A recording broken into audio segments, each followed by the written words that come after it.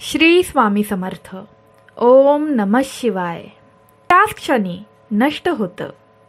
देवादिदेव महादेव सांगतात, जे भक्त ही कहाणी अत्यंत लक्षपूर्वक आणि पूर्ण ऐकतात त्यांच्या नशिबातून सर्व दुःख, कितीही मोठे पाप नष्ट होऊन जाते. जे भक्त ही कहाणी शेवटपर्यंत ऐकत राहतात त्यांना महादेवांची कृपा त्याच क्षणी प्राप्त होते. सोमवारचा उपवास करणाऱ्यांसाठी ही कहाणी वरदानच आहे असे. भक्तांनो, आजची जी कहाणी आहे, आजचा जो प्रसंग आहे तो खूप ज्ञानवर्धक आहे. त्यामुळे लक्षपूर्वक ऐका. ही पवित्र कहाणी तुला तुझ्या जीवनात खूप मोठी प्रेरणा देईल. एका पक्षाची शिवरात्री या कहाणीचं नाव आहे. ही कहाणी खूप पवित्र मानली जाते. ही कहाणी ऐकता क्षणी तुमच्या कुटुंबावर येणारं, तुमच्या मुलाबाळांवर येणारं संकट. या कथेला सुरू करण्यापूर्वी तुम्ही देखील श्री स्वामी समर्थ आईचे आणि भगवान भोलेनाथांचे भक्त असाल तर कमेंट बॉक्समध्ये श्री स्वामी समर्थ, हर हर महादेव या क्षणी लिहा. तसंच हा शक्तिशाली व्हिडिओ लाईक करा. आपलं हे चॅनल सबस्क्राईब करा. भगवंत तुमच्या भाग्यातही चमत्कार करेल. चला तर मग या पवित्र कहाणीला सुरू करूया. एका नगरात एक श्रीमंत सेठ राहत होता.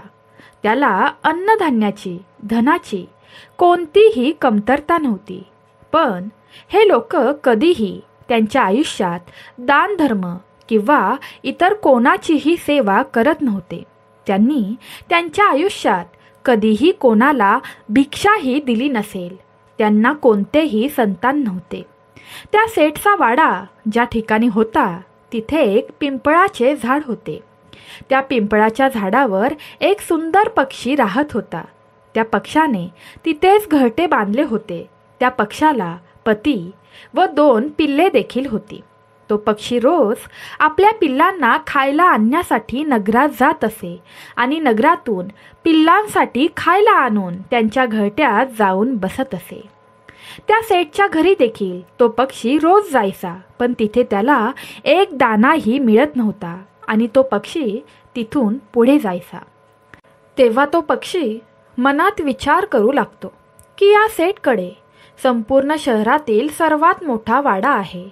तो खूप श्रीमंत व्यक्ती आहे, पण तरीही तो कधी कोणाला दान करत नाही, कधीही कोणाला भिक्षा घालत नाही, कधी कुठल्या देवळात मदत करत नाही, कधीही असह्य माणसाला तो मदत करत नाही, कधी जनावरांना मदत करत नाही. हा सेठ अतिशय कंजूस आहे. एके दिवशी सकाळी हा पक्षी घरट्यातून उडून त्या सेठच्या हवेलीवर बसतो. जेव्हा पक्षी जाऊन सेठच्या वाड्यात बसतो तेव्हा सेठ आणि त्याची पत्नी बोलत बसलेले असतात. त्याची पत्नी सेठला सांगत होती की आपल्याकडे खूप संपत्ती आहे, आपण खूप श्रीमंत आहोत, संपूर्ण नगर आपल्याला खूप मानतं, पण आपल्याकडे असलेल्या संपत्तीचं आपण काय करणार? या धनाचे तुम्ही काय करणार आहात? आपल्याला पुत्र देखील नाही की ज्याला ही संपत्ती, हे धन मिळेल. तेव्हा तो सेठ आपल्या पत्नीला म्हणतो, हे प्रिये, यात आपली काय चुकी? आपलं नशीबच असं आहे. आपल्या नशिबात पुत्रप्राप्ती किंवा संतान प्राप्ती नाही. सेठ आपल्या पत्नीला म्हणतो, आपण जिवंत आहोत तोपर्यंत आपण ही संपत्ती खाऊ. आपण मरण पावल्यानंतर ज्याच्या नशिबात हे सर्व असेल ते सर्व तो खाऊन टाकेल. सेठ आणि त्याच्या पत्नीचं बोलणं तो पक्षी लक्षपूर्वक ऐकत असतो. या दोघांचं बोलणं ऐकून झाल्यानंतर पक्षी आपल्या खाण्याच्या शोधात जाऊन आपल्या पिल्लांना खायला घालून घरट्यामध्ये झोपून जातो. आता पक्षी रोज त्या सेठच्या घरी जाऊ लागतो आणि त्यांचं बोलणं रोजच्या रोज ऐकू लागतो. भक्तांनो, या सेठची बायको अतिशय प्रेमळ आणि दयाळू असते. तिच्यामध्ये करुणा खूप असते. जेव्हा त्या सेठची बायको त्या पक्षाला रोज आपल्या वाड्यात येताना पाहते तेव्हा त्या सेठच्या पत्नीला त्या पक्षावरती प्रेम आणि दया येते. आता त्या सेठची पत्नी त्या पक्षाला रोजच्या रोज लपवून दाणे खायला घालत असते आणि तो पक्षी देखील ते दाणे स्वतःही खात असतो आणि आपल्या पिल्लांनाही खायला देत असतो. असेच काही दिवस निघून जातात. तेव्हा तो पक्षी मनात विचार करू लागतो, या सेठची बायको किती चांगली आहे. मला माझ्या पिल्लांना रोज खायला देते, पण तिच्या नशिबात पुत्रप्राप्ती किंवा संतानप्राप्ती नाही. तेव्हा तो पक्षी मनात विचार करू लागतो की मला असे काय करता येईल की या सेठच्या पत्नीला पुत्रप्राप्ती होईल. एका स्त्रीच्या आयुष्यातील सर्वात मोठा आनंद म्हणजे तिचं आई होणं. हाच विचार करून त्या पक्षाला खूप दुःख होतं. या चांगल्या दयाळू स्त्रीच्या आयुष्यात असं का असेल, हा विचार तो पक्षी करत असतो. पक्षी आपल्या स्वतःच्या मनाला विचारतो की मी असे काय करू की या सेठच्या पत्नीला पुत्रप्राप्ती होईल. एक दिवस त्या पक्षाच्या मनात विचार येतो की मी एक गोष्ट करू शकतो. मी देवादिदेव महादेवांकडे जातो आणि सेठच्या पत्नीसाठी महादेवांच्या चरणी प्रार्थना करतो की सेठच्या पत्नीला पुत्रप्राप्ती व्हावी.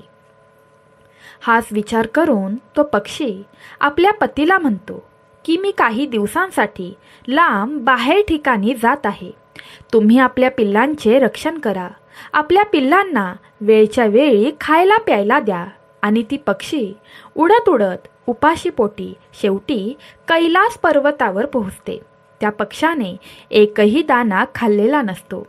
तसंच उपाशीपोटी तो पक्षी उडत उडत कैलास पर्वतावर पोहोचतो, जिथे माता पार्वती आणि देवादिदेव महादेव बसलेले असतात. तो पक्षी जोरात उडत उडत येऊन माता पार्वतीच्या पायांवर बेशुद्ध पडतो.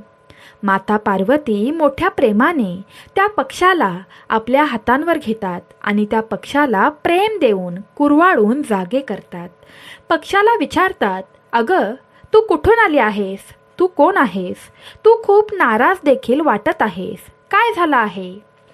तेव्हा ती पक्षीण म्हणते, माता पार्वती, मी खूप लांबून आली आहे. आई, मी माझ्याकडे दुःख आहे म्हणून दुःखी नाही, तर मी एका दुःखी स्त्रीसाठी तुझ्याकडे आली आहे. मला तिचं दुःख सहन होत नाही आहे. तेव्हा माता पार्वती त्या पक्षिणीला म्हणते, मला तुझं दुःख स्पष्ट आणि व्यवस्थितरित्या समजावून सांग.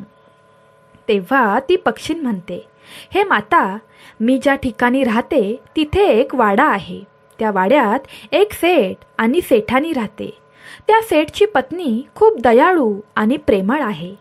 माझ्यावर कृपा कर आणि त्या सेठच्या पत्नीला पुत्रप्राप्ती होऊ दे, ही प्रार्थना मी मनापासून करत आहे.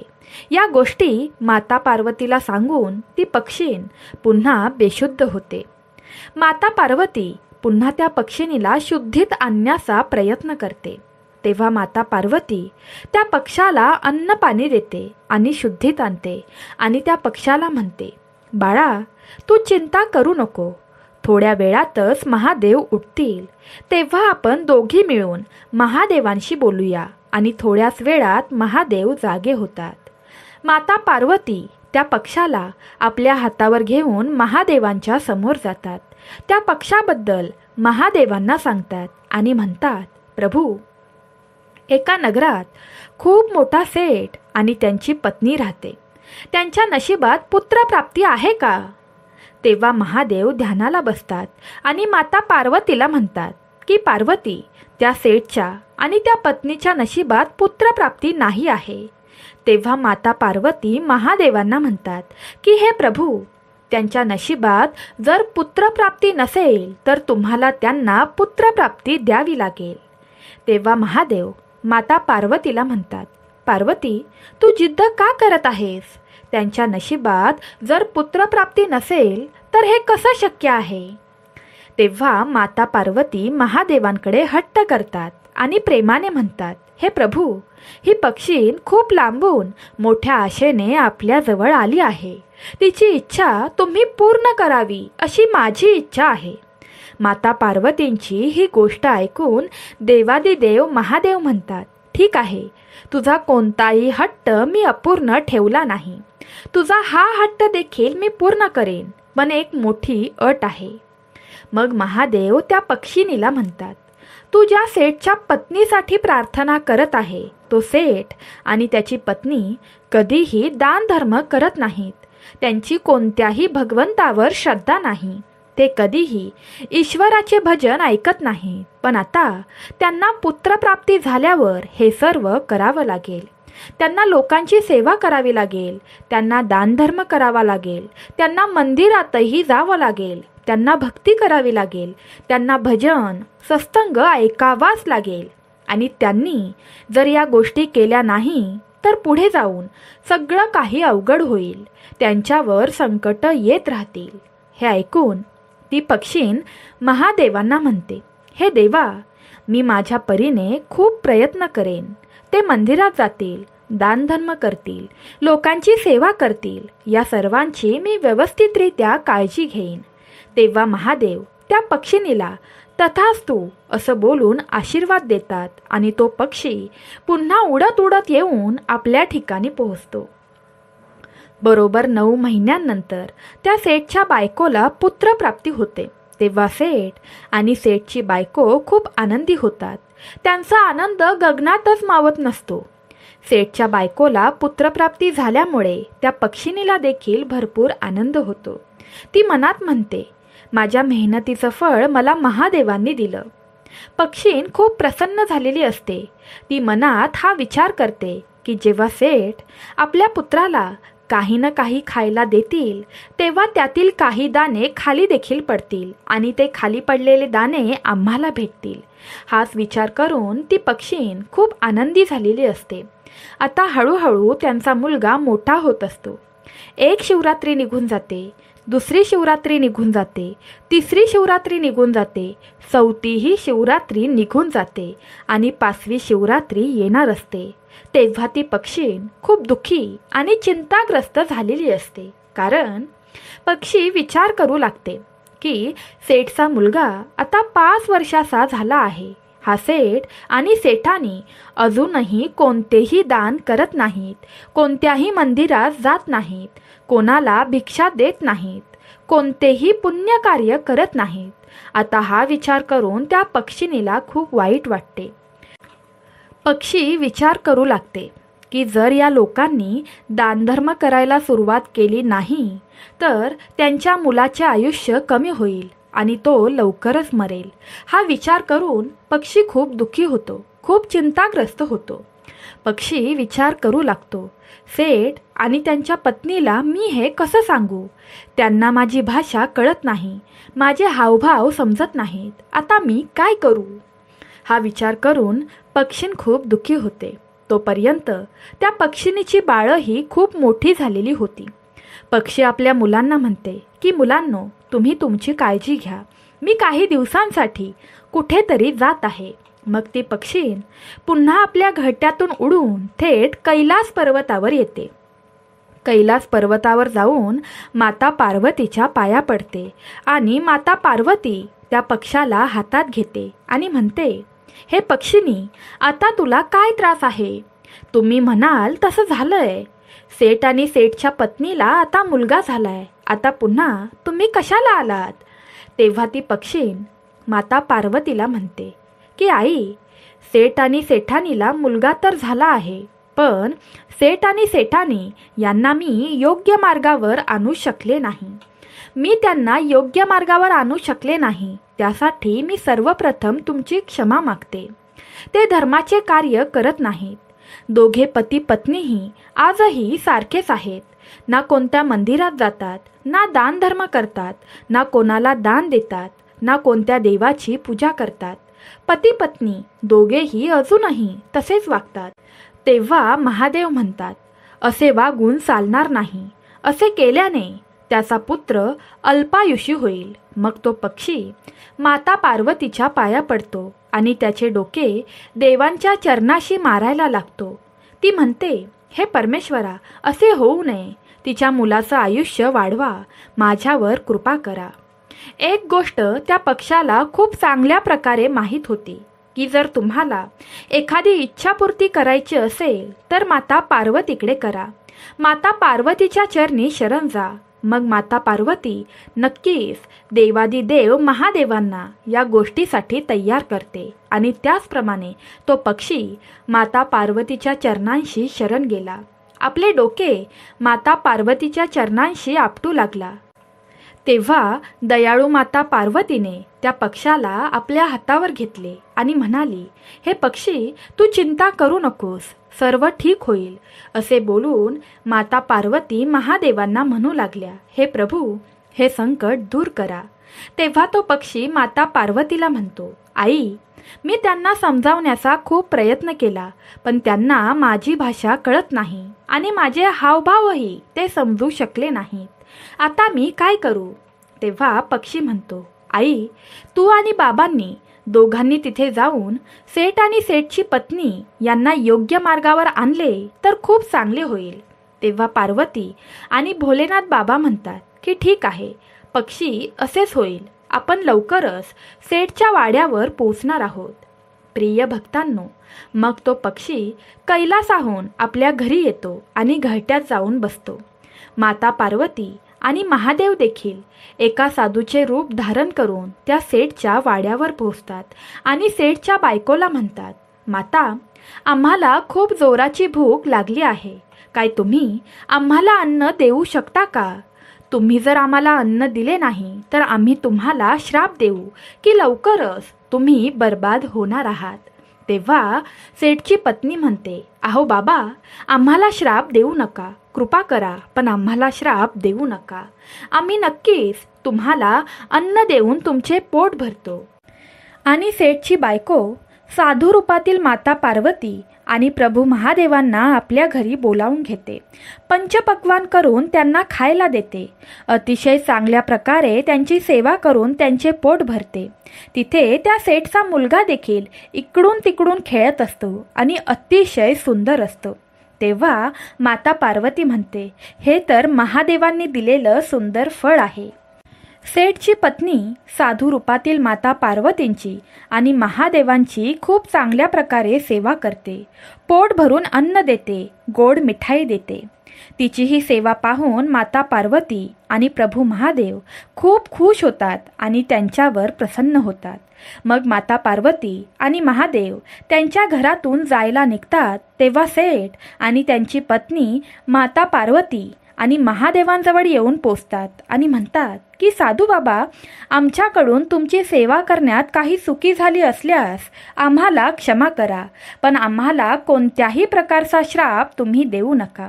तेव्हा महादेव म्हणतात, सेठ आणि सेठानी, नीट ऐका, तुमच्याकडून खूप चुका झाल्या आहेत आणि सतत चुका होत राहिल्या आहेत. जर तुम्ही असेच चालू ठेवले तर तुमचा मुलगा गंभीर संकटात सापडणार आहे आणि तुमचा मुलगा लवकरच हे जग सोडून जाईल. मग सेठ आणि त्यांची पत्नी साधू वेशात असलेल्या भोलेनाथांच्या पाया पडतात आणि म्हणतात, बाबा, आम्हाला काहीतरी मार्ग दाखवा, आम्ही काय करू? म्हातारपणात आम्हाला मुलगा मिळाला आहे आणि हा मुलगा आम्हाला गमवायचा नाही. तेव्हा महादेव म्हणतात, उभे राहा आणि लक्ष देऊन ऐका. आजच्या नंतर कोणी तुमच्या दारात आले तर त्यांना रिकाम्या हाताने जाऊ देऊ नका. दानधर्म करा, लोकांना पाणी प्यायला द्या, लोकांना मदत करा, संकटग्रस्त प्राण्यांना मदत करा, महाशिवरात्रीचे व्रत करा, देवांची पूजा करा. मग पती पत्नी दोघेही हात जोडून महादेवांच्या पाया पडतात. ते म्हणतात, बाबा, आम्ही तुम्ही जे बोललात तेच करू. महादेव सेठ आणि त्यांच्या पत्नीला म्हणतात की तुझ्या घरात जो मुलगा खेळतोय तो तुझ्या मेहनतीमुळे नाही, तर तो तुझ्या नशिबात देखील नव्हता. हे एका पक्षाचे कष्ट आहे जे तुझ्या ठिकाणाहून उडून कैलासात पोचले होते आणि कैलासात पोचल्यानंतर महादेव आणि पार्वतीला आवाहन करून हा पुत्र त्याने मागितला होता. त्याच्याच भक्तीचे हे फळ आहे की आज तुमच्या घरी एक सुंदर पुत्र खेळत आहे. मग सेठ आणि सेठानी म्हणतात, बाबा, तो कोणता पक्षी आहे? तेवढ्यात तो पक्षी तिथे येतो आणि महादेव आणि माता पार्वतींना नमस्कार करतो. प्रिय भक्तांनो, हा दिवस महाशिवरात्रीचा असतो. ज्या दिवशी महादेव आणि माता पार्वती सेठ आणि सेठानीच्या घरी येतात आणि तेव्हाच माता पार्वती आणि प्रभू महादेव त्यांचे खरे रूप धारण करतात आणि त्या सेठला व त्यांच्या पत्नीला दर्शन देतात. मग तो सेठ आणि त्याची पत्नी भगवंतांच्या चरणांशी शरण जातात व त्यांनी सांगितलेल्या गोष्टींचे पालन करतात. सेठ आणि सेठानी मोठ्या थाटामाटात महाशिवरात्री साजरी करतात. महाशिवरात्रीला ते उपवास करतात व त्यांच्यासोबत पक्षीही उपवास करतात आणि महाशिवरात्रीचा उपवास करणाऱ्यांवर देवादिदेव महादेवाची कृपा कायम होते आणि होत राहते. भक्तांनो, आजची कथा इथेच संपते आहे. आम्हाला आशा आहे की तुम्हाला ही कथा नक्कीच आवडली असेल आणि तुम्ही या कथेतून खूप प्रेरणा घेतली असेल.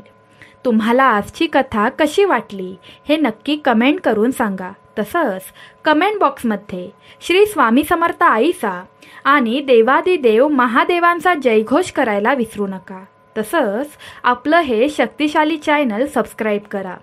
भक्तांनो, तसंच ती तुमच्या समोर दिसणारी घंटी दाबायला विसरू नका, जेणेकरून आमच्या आगामी व्हिडिओचं नोटिफिकेशन नेहमी तुम्हाला मिळून जाईल. सर्वांनी तुमची काळजी घ्या. ओम नमः शिवाय. श्री स्वामी समर्थ.